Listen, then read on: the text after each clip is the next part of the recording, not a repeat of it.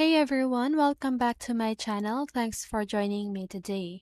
And for those of you who are new here, on this channel we share helpful tutorials and how-to guides. In today's video, I'll be showing you how to use voice to text in WhatsApp. And if you want to know how to do it, just keep on watching. So if you're using your Android device, don't worry because the process is still the same. So let's get started. Now launch your WhatsApp application, then go to any conversation where you want to send a message, okay?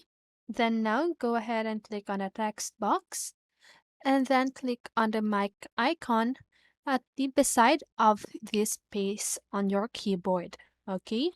In right here. So now you can start talking, and as you can see, it will automatically type what I am saying.